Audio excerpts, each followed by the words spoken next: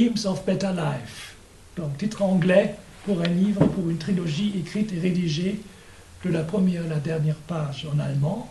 Donc, Rêve d'un monde meilleur. Träume vom besseren Leben, Rêve d'un monde meilleur. Et ce titre initial, primitif, qui n'a été changé que beaucoup plus tard, au courant des négociations avec l'éditeur, donc traduit bien la nostalgie et l'état d'esprit de l'exilé antifasciste allemand juif, qui était Ernst Bloch, qui, face à la nuit noire qui était tombée sur l'Europe avec l'arrivée au pouvoir d'Hitler en 1933, avec ses agressions, avec sa politique impérialiste, avec son anticommunisme notoire, avec ses persécutions antisémites, s'accrochait quand même à l'espoir que ce régime inhumain, cruel, barbare et totalitaire disparaîtra un jour avec sa défaite militaire, permettant de construire sur les ruines du nazisme une société meilleure, démocratique, juste et fraternelle. Et c'est la raison pour laquelle on pourrait dire que ce principe espérance est quasi synonyme d'un principe malgré tout.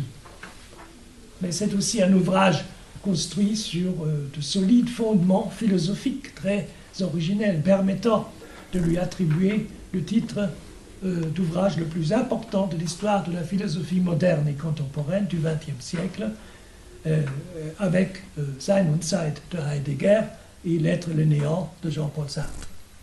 Donc, au début du premier tome, donc Ernst Bloch pose 5 questions auxquelles il s'efforce de trouver une réponse dans cette grande trilogie. Et quelles sont ces questions? Alors, c'est premièrement la question: qui sommes-nous? Deuxièmement, d'où venons-nous? Troisièmement, où allons-nous? Quatrièmement, qu'attendons-nous? 5, qu'est-ce qui nous attend? Et il continue, je cite, le sol vacille, ils ne savent ni pourquoi ni comment, leur état est angoisse, s'il se précise, il devient crainte.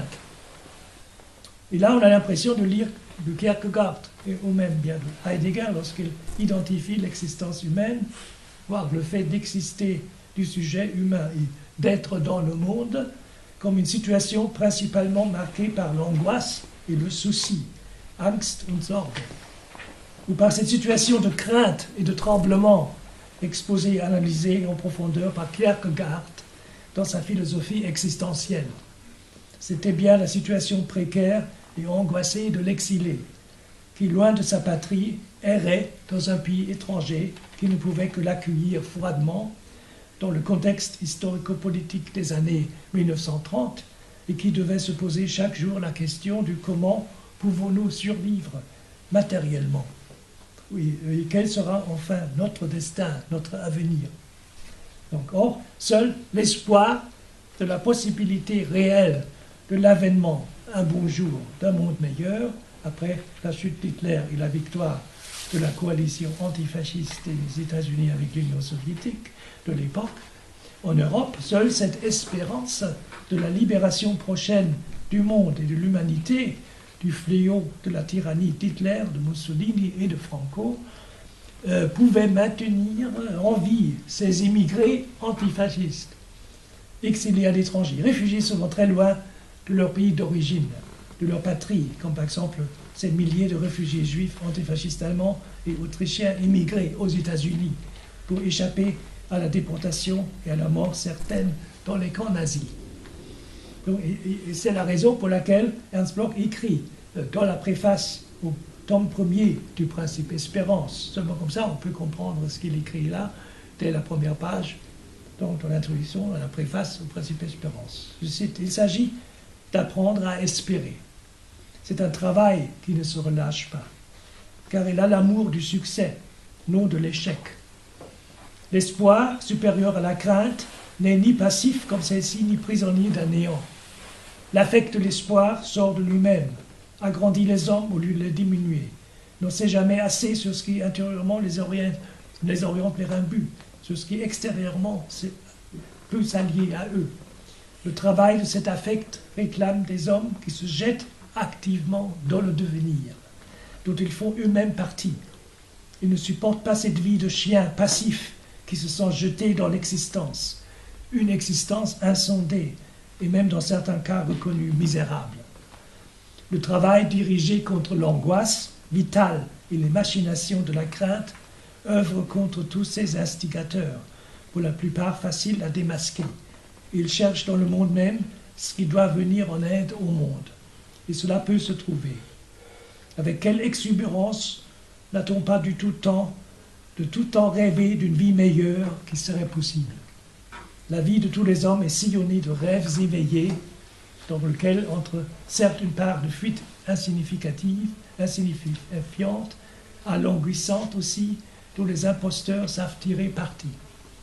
Mais il se trouve autre chose qui stimule, qui empêche que l'on s'accommode à l'existant néfaste et que l'on renonce. Cette autre partie a l'espoir pour noyau, et elle peut être instruite. Elle peut être arrachée aux rêves éveillés incohérents, sauvée de la ruse des abus, délivrée de ses brumes et rendue active. Aucun homme n'a jamais vécu sans rêver les yeux ouverts, mais ce qui importe, c'est de connaître toujours mieux le rêve éveillé, sans intention frauduleuse, de lui venir en aide en accent sur ce qui est juste. Et maintenant la conclusion, elle puisse les rêves éveillés s'épanouir plus pleinement encore, car cela signifie qu'ils s'enrichissent exactement du regard lucide. Non qu'ils se sclérosent, mais qu'ils deviennent clairvoyants. Non qu'ils se comportent comme l'intelligence purement contemplative, mais comme l'intelligence impliquée qui les prend telles qu'elles évoluent et peuvent dès lors s'améliorer. Puissent donc les rêves éveillés réellement s'enrichir, c'est-à-dire devenir toujours plus clairs, être moins laissés au hasard, être mieux connus, mieux compris et mieux médiatisés avec le cours des choses, afin que le froment qui ne demande qu'à mûrir puisse croître jusqu'à la moisson. Fin des citations. Voilà ça, la préface, une grande partie, peut-être la partie essentielle de cette préface, le premier tome du Principe Espérance, cette grande trilogie, donc 1600 pages, voilà tout écrit donc en exil aux États-Unis, près de Boston, entre 1938 et 1945.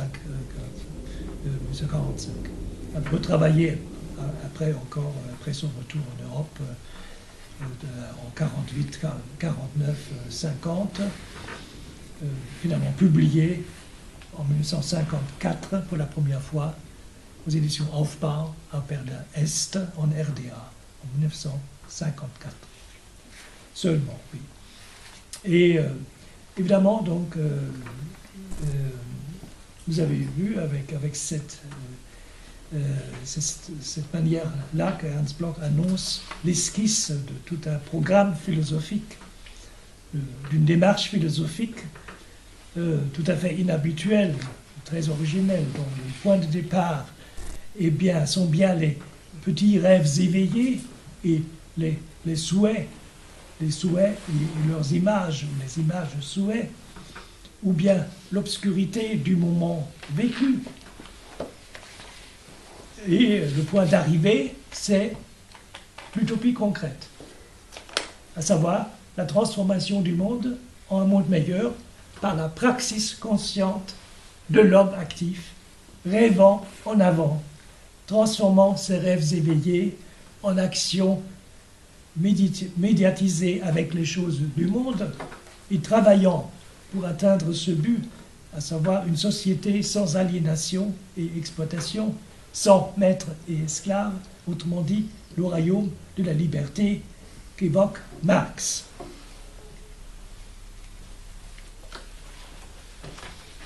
Donc, maintenant, je veux continuer en parlant de ce projet de transformation du monde, en abordant la lecture blochienne des 11 thèses de Marx sur Feuerbach.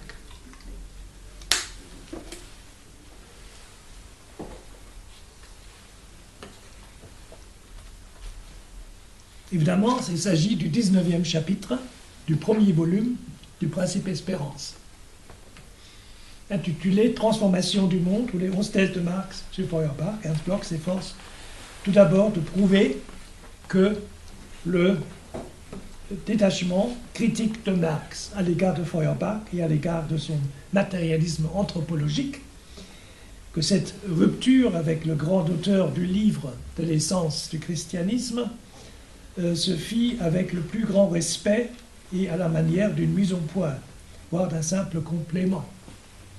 Mais dès le début, avec une accentuation du point de vue social.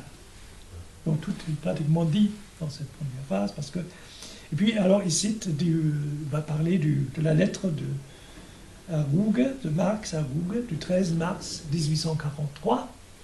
Marx avait déjà regretté le fait que Feuerbach s'occupait trop de la nature et pas assez de politique. Ainsi, Ernst Bloch tient-il à préciser que lors de la rédaction des manuscrits philosophico-politiques de Paris de 1844, Marx avait chanté encore assez longuement les louanges de Feuerbach, en glorifiant l'établissement du matérialisme véritable et de la science réelle chez Feuerbach, qui fait du rapport de l'homme à l'homme le principe fondamental de la théorie. En outre, Bloch met-il en évidence que dans la Sainte Famille de 1844, la prise de distance de Marx par rapport à Feuerbach est déjà assez claire et réelle, vu qu'à la place de l'homme générique feuerbachien et de sa nature abstraite et constante, Marx a déjà mis l'ensemble des rapports sociaux fondés sur l'antagonisme de classe, en évoquant l'aliénation qui pour la classe exploitée et dominée, à savoir les travailleurs, et la triste réalité de l'existence humaine. Donc ce qui ne signifie rien d'autre qu'avec ce livre, c'est-à-dire La Sainte Famille de 1844, Marx donna déjà sa conception matérialiste de l'histoire et celle du socialisme scientifique.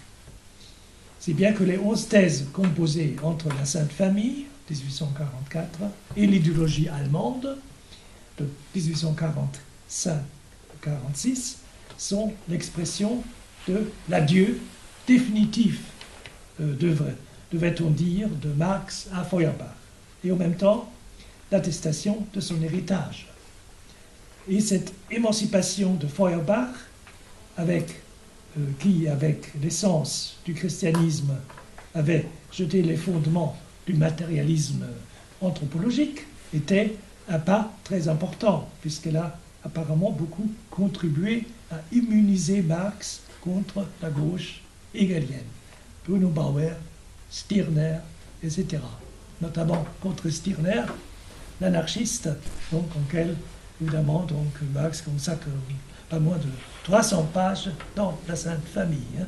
Saint Max, c'est Max Stirner, l'auteur de l'unique et sa propriété. Donc, version d'un anarchisme extrêmement individualiste. Et comme le note Ernst Bloch, donc le fait d'adopter le point de vue du politique a bien orienté Marx vers le causal concret, c'est-à-dire l'a rendu véritablement humaniste, mais c'est la réserve que Bloch exprime immédiatement. Si rupture il y a eu, donc, entre Marx et Feuerbach, celle-ci est naturellement synonyme de rupture totale, parce que les références à Feuerbach continuent à jalonner, malgré cela, toute l'œuvre de Marx. La meilleure preuve, c'est la façon dont l'idéologie allemande s'empare dès le début de Feuerbach, du nom de Feuerbach, en lui accordant une importance fondamentale et en se fondant sur la critique de la religion. Selon Ernst Bloch, Feuerbach a quand même le grand mérite d'avoir conçu précisément, à la différence des matérialistes vulgaires du XVIIIe siècle et du XIXe, l'homme comme un objet sensible.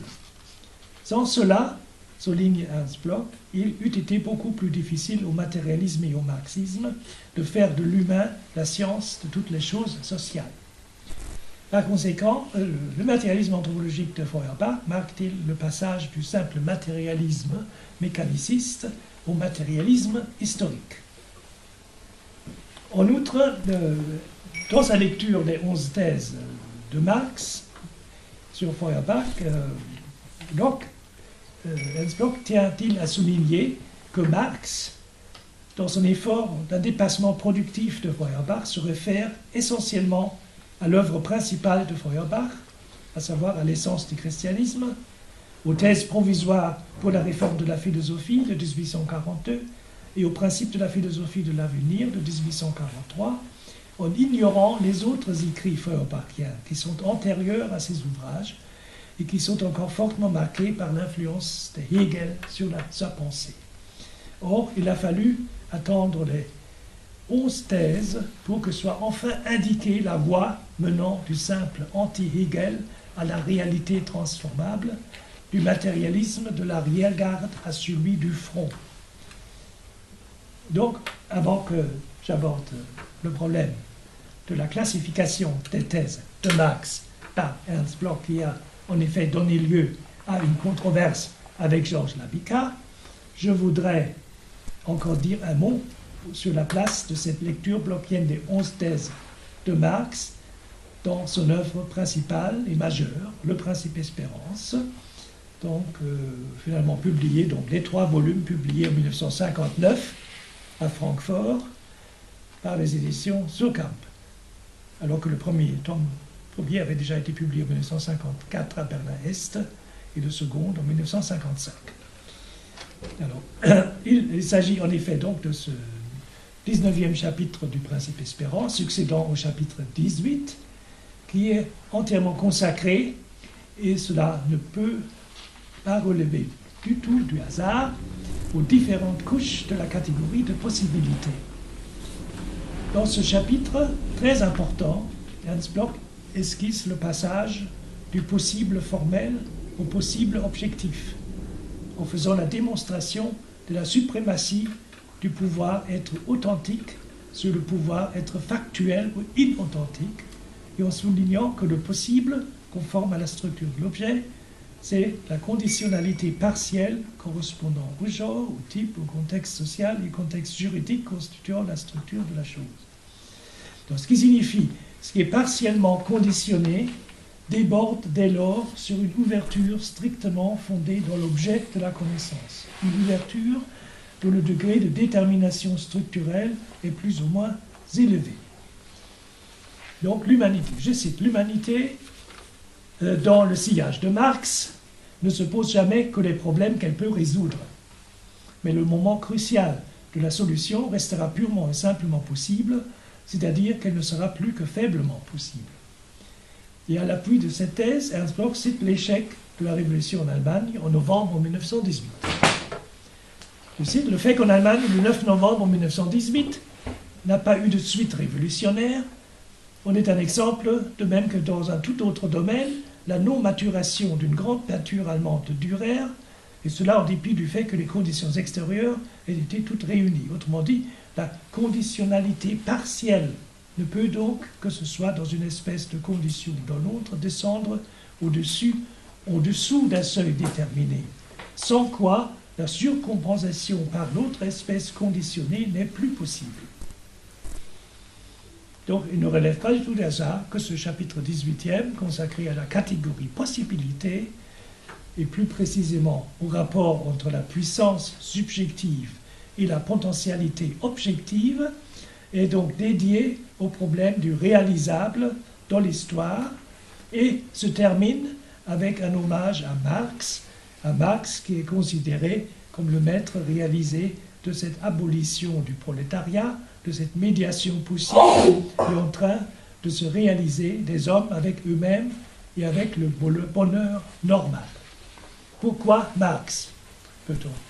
Pourquoi? Parce qu'il est, comme le souligne à juste titre Ernst Bloch, il est le maître essentiel de cette médiation qui nous rapproche incessamment du foyer de la production de l'ensemble de l'événement du monde, de ce que Engels appelle la métamorphose de la prétendue chose en soi en une chose pour nous, dans la mesure d'une humanisation possible de la nature. Si bien que le symbole final de la réalisation du réalisant, c'est-à-dire du contenu limite le plus radical dans le possible objectivement réel, sera un peuple libre sur un fondement libre. Donc ici, évidemment, Bloch pense effectivement à la société sans classe de Marx, constituée d'hommes libérés de l'aliénation et de l'exploitation capitaliste, déployant sans contrainte leurs facultés créatrices dans un monde sans exploitation, sans domination, sans rapport maître-esclave et sans violence. Donc, c'est évident. Et avant de procéder maintenant à l'analyse du groupe relatif à la théorie de la connaissance, composé par les thèses 5, 1 et 3, Ernst Bloch évoque le problème épineux de la classification des thèses, qui est devenu, je le disais déjà, un objet de controverse, surtout après la publication du livre de Georges Labica, consacré aux 11 thèses de Marx sur Feuerbach, publié aux Presses universelles de France en 1987, réédité par les éditions Céleps en 2014. Donc, pour résoudre ce problème, Ernst Bloch constate tout d'abord qu'un regroupement thématique des thèses est absolument nécessaire, parce que ces thèses se chevauchent et se recoupent à plusieurs reprises, parce qu'un même contenu se retrouve à plusieurs endroits, et parce que le fondement éventuel de leur classification et leur ordre de succession n'est pas toujours évident.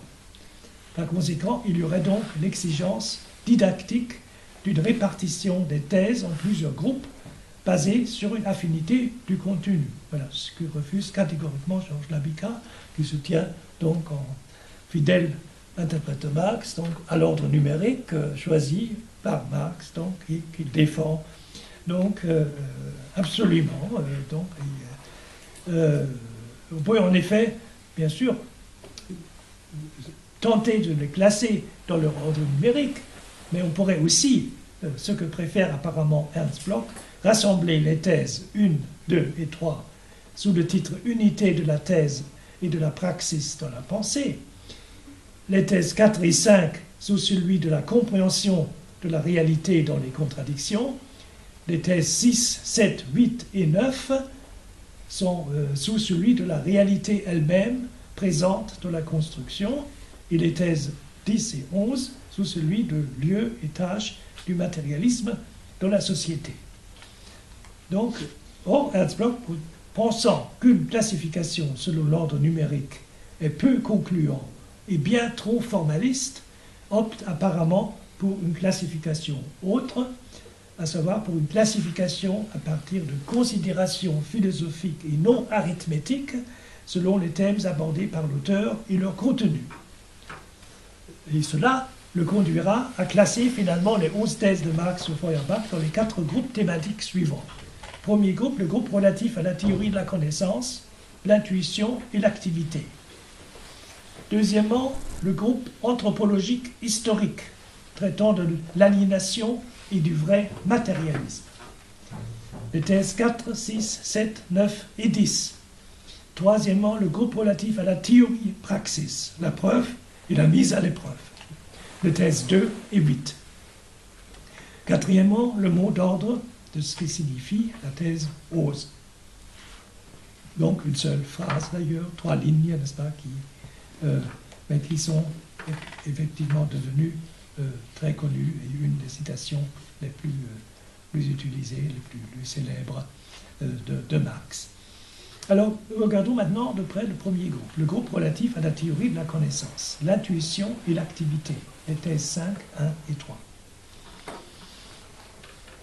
Alors, ce qui caractérise l'analyse blochienne de ce groupe, c'est qu'il souligne tout d'abord le grand mérite de Feuerbach d'avoir, par la substitution des concepts hegeliens traditionnels d'esprit ou de concept, par l'introduction du concept d'intuition sensible, mis de nouveau le pied sur le sol, intuitivement perçu, tout en regrettant qu'en même temps ce sol reste pour lui encore assez impraticable.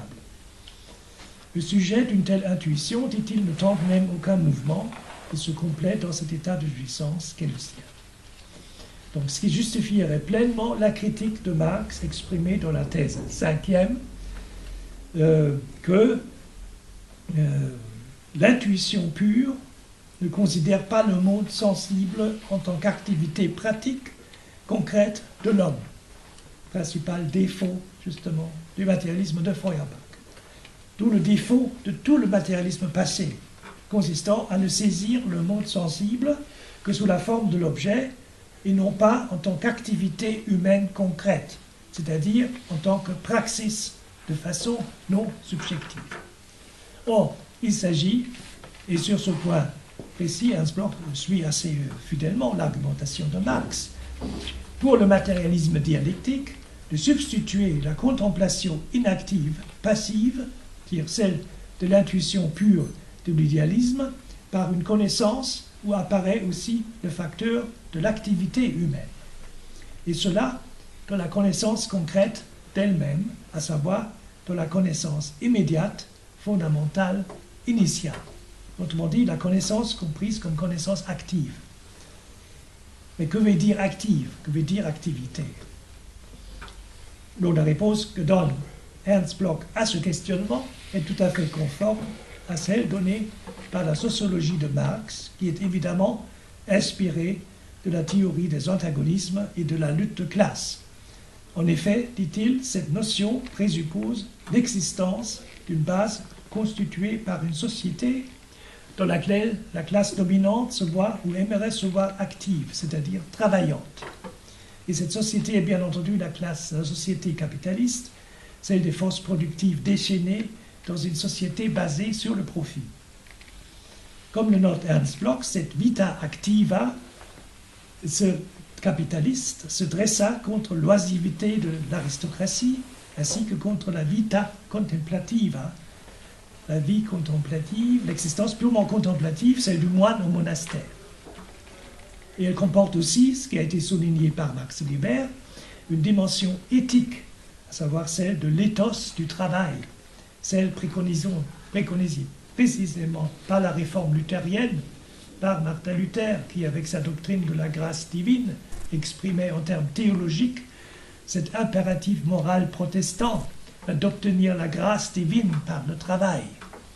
Cela valait essentiellement pour la classe bourgeoise ascendante des villes pour réaliser l'accumulation première servant à constituer le capital, tandis que l'aile gauche de cette même réforme, avec à sa tête Thomas Müntzer, ne cessa d'inciter les paysans pauvres et surexploités dans l'Allemagne du XVIe siècle à la révolte contre les seigneurs en s'appuyant sur les enseignements des prophètes de l'Ancien Testament, notamment du prophète Isaïe et Amos.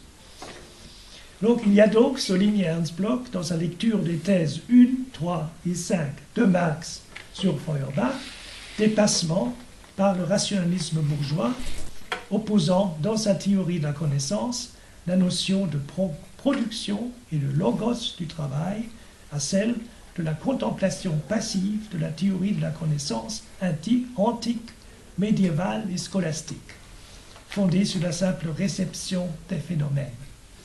Il y a donc un dépassement au sens de la revalorisation du facteur subjectif actif, et donc du facteur du travail. Ce qui est intéressant dans ce commentaire bloquaire donc, du premier groupe des thèses de Marx sur Feuerbach, se référant à la théorie de la connaissance, c'est qu'en défendant le point de vue du matérialisme dialectique, historique et dialectique de Marx, Bloch critique non seulement le platonisme, cet idéalisme de la contemplation de l'Antiquité grecque, symbolisé par la parabole platonicienne de la caverne, mais aussi Démocrite, ce premier grand matérialiste auquel Bloch reproche de n'avoir eu une conception passive de la connaissance, de ne pas avoir réfléchi au processus du travail.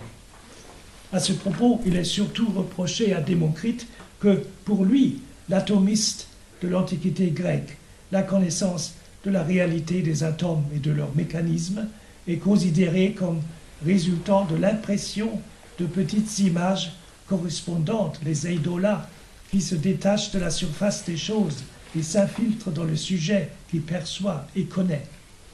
Il y aurait donc en conséquence, conclut Ernst Bloch, du point de vue de l'absence d'activité sur le plan de la théorie de la connaissance, aucune différence entre Platon et Démocrite. Tous deux seraient en outre reliés dans le contexte formé par la société esclavagiste, expliquant cette absence de l'activité méprisée du travail de la superstructure philosophique. Car tandis que les philosophes appartenant de la société antique comme celle d'Athènes à la classe supérieure, étant donc exemptés du travail, se tandis que ces philosophes se disputaient dans l'agora, les esclaves travaillaient pour les nourrir, et leur travail n'était pas du tout pris en considération par la classe supérieure dirigeant les affaires de l'État. Ce qui crée le paradoxe. Donc, le rationalisme des temps modernes, qui est un idéalisme, a réfléchi plus intensément sur le travail de la théorie de la connaissance que ne l'a fait le matérialisme, au moins le matérialisme de l'Antiquité, Feuerbach inclus. Donc, et là intervient aussi le grand engouement de Ernst Bloch pour Hegel. Bloch a consacré un grand ouvrage sur Hegel, publié d'abord en traduction espagnole, au Mexique, en 1947, intitulé Sujet, objet, éclaircissement sur Hegel. Parce que pour Bloch, la phénoménologie de l'esprit de Hegel est vraiment la première grande œuvre qui prend au sérieux la dynamique de la notion du travail, donc de l'activité humaine dans la théorie de la connaissance, et du moins sur le plan historico-idéaliste. C'est bien lui, Hegel, qui, le premier, a dépassé définitivement le pathos de la production simplement mathématico-idéaliste qui caractérise la pensée des grands rationalistes du XVIIe siècle, celle de Descartes, de Spinoza, de Leibniz, tandis que Marx s'est absolument rendu compte, dès les manuscrits économico-philosophiques de 1844, de l'importance de la phénoménologie hegelienne. Et ici, le reproche est fait à Feuerbach de l'avoir complètement ignorée. Et cela jette en effet une lumière sur le grand défaut de Feuerbach, le défaut de ce matérialisme contemplatif qui consiste en ce qui, jusqu'à lui, est resté absent du matérialisme, c'est cette relation d'oscillation constante entre le sujet et l'objet qui s'appelle travail. Et c'est cela la principale raison pourquoi il ne saisit son objet, la réalité, donc le monde sensible, que sous la forme d'objet, comme écrit Marx, en laissant de côté l'activité humaine concrète.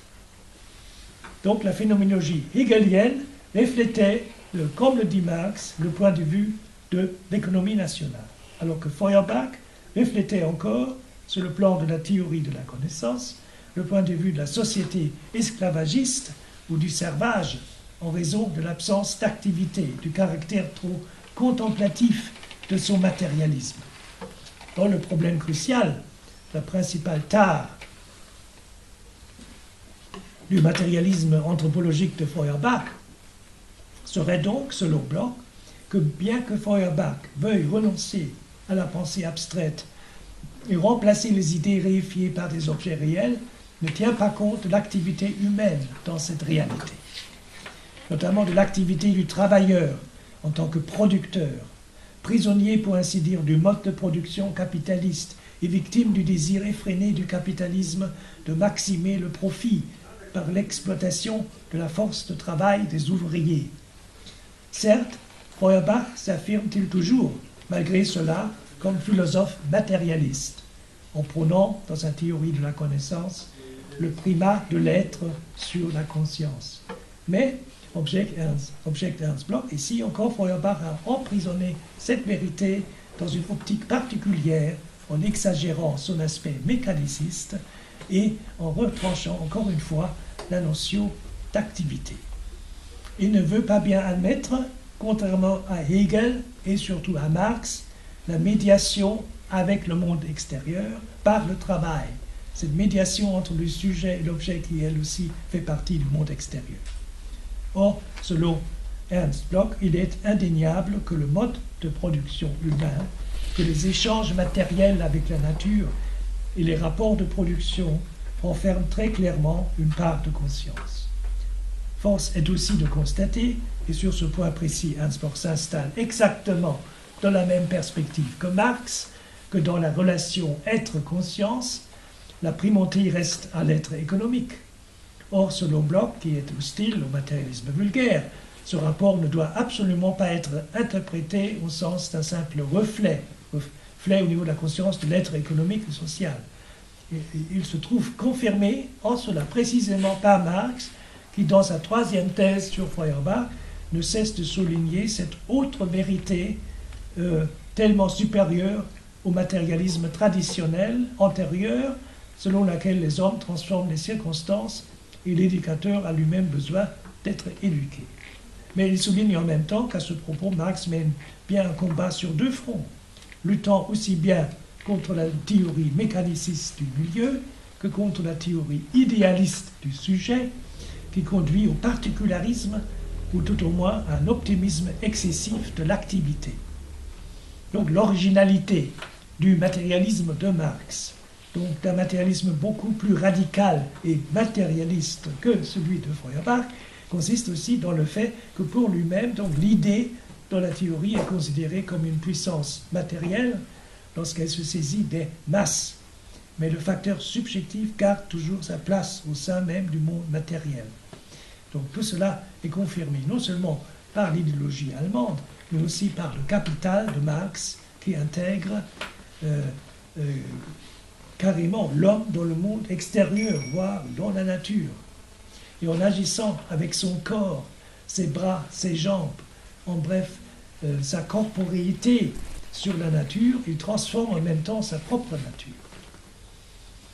Et comme le souligne Ernst Bloch, donc c'est là reconnaître que l'activité humaine et sa conscience sont partie intégrante de la nature et y occupent une position essentielle en tant que praxis bouleversante, agissant à la base même de l'être matériel qui à son tour conditionne en tout premier lieu la conscience de la génération suivante. C'est ce que Feuerbach n'a absolument pas vu, parce que pour lui, l'homme n'est rien de plus qu'un être générique naturel. C'est pourquoi, conclut Ernst Bloch, il fait fi de la praxis dans laquelle il ne voit qu'une occupation, une intuition pratique sordide, entachée d'égoïsme. Donc c'est évidemment ce passage de l'essence du christianisme de Feuerbach que Marx se réfère, souligne Ernst Bloch, lorsqu'il dit que chez Feuerbach, la praxis n'est fixée que dans sa manifestation juive sordide. En conclusion, Bloch souligne que face à ce déficit, face à l'activité humaine dans la théorie de la connaissance de Feuerbach, fondée sur l'intuition pure, Marx sentit tout de suite qu'il devait opposer à ce manque total de compréhension de la part de Feuerbach le pathos de l'activité révolutionnaire, de l'activité pratique critique. Et c'est ainsi, dit-il, que Marx, en tant que rationaliste, justement, insiste sur le fait que le facteur subjectif de l'activité de production est, précisément au sein de l'être, lui aussi un facteur objectif au même titre que l'objet. Remarque importante puisqu'elle renvoie à l'ontologie de Marx, qui précisément par cette insistance sur le facteur subjectif et sur le rapport dialectique sujet-objet, défie explicitement le matérialisme vulgaire qui lui tient à l'élimination totale du facteur subjectif, comme le structuralisme. Donc cela ne remet nullement en cause le théorème de Marx du primat de l'être sur la conscience, sur la pensée, le primat de l'être social sur la conscience individuelle, qui n'est en rien un factum brutum ou une simple donnée, parce qu'elle a tout à fait sa place dans une conception matérialiste de la praxis, comme activité pratique critique révolutionnaire, dans laquelle l'homme travaillant dans cette relation sujet-objet fait partie de la base matérielle. Sa conscience est certes déterminée par les conditions extérieures objectives du mode de production capitaliste, par l'environnement et les données subjectives d'une société divisée en classes, à savoir la société bourgeoise, mais en s'impliquant avec son travail dans le processus de transformation de la matière et de la nature, sa subjectivité contribue de façon importante et essentielle à transformer le monde, avec cela aussi lui-même. Par conséquent, l'ontologie marxienne, et à ce propos, donc il y a une convergence de vues absolue entre Ernst Bloch et Georges Lukács, ne peut pas être comprise sans prise en considération de ce facteur subjectif. Donc passons maintenant donc, à l'analyse, c'est possible encore oui, d'accord. À l'analyse du deuxième groupe des thèses, selon la classification choisie par Ernst Bloch, donc contrairement à ce que dit Lapika, à savoir donc du groupe anthropologie historique traitant de l'aliénation et du vrai matérialisme. Donc les thèses 4, 6, 7, 9 et 11. Donc tiennent ensemble évidemment à cause de cette thématique commune. Or, la lecture blochienne des thèses de ce groupe constituant à vrai dire le vrai centre philosophique des 11 thèses de Marx sur Feuerbach. Elle est importante dans la mesure où elle représente vraiment une des meilleures interprétations de la critique anthropologique de la religion par Feuerbach. Cette critique anthropologique est évidemment focalisée sur la critique de la religion comme aliénation. Au centre même de cette critique anthropologique figure la thèse de Feuerbach que les dieux ne sont pas seulement l'hypostase d'un désir utopique, d'un souhait, ils sont, dit-il, les désirs profonds de l'homme métamorphosé en être réel, en vertu de quoi l'homme transpose la meilleure partie de soi-même, de ce monde-ci, dans un au-delà surnaturel. Donc, dans l'essence du christianisme, donc, Feuerbach dans l'essence du christianisme. Donc, par conséquent, il s'agit donc, pour le philosophe matérialiste Feuerbach, de mettre fin à cette aliénation, autrement dit, de ramener par une critique anthropologique le ciel au niveau de l'homme. Cette déconstruction moraliste de la métaphysique et les leçons théologiques des leçons théologiques par Feuerbach avaient été perçues par les contemporains de Feuerbach au milieu du XIXe siècle comme une démarche tout à fait révolutionnaire de la part d'un penseur issu de la gauche hegelienne. Mais pour Marx, cette démarche démystificatrice exprimée dans le livre L'essence du christianisme de 1841 est insuffisante au fur et à mesure où cette critique feuerbachienne de l'aliénation religieuse n'est appliquée par l'auteur de l'essence du christianisme qu'à l'homme seul, qu'au genre humain abstrait, isolé de toute structure historique et sociale. C'est la raison pour laquelle Ernst Bloch, qui adhère totalement à cette critique de Marx, et tient à souligner dans son commentaire cette phrase importante de la 6e thèse qui affirme, je cite, « Mais l'essence humaine n'est pas une abstraction inhérente à l'individu isolé.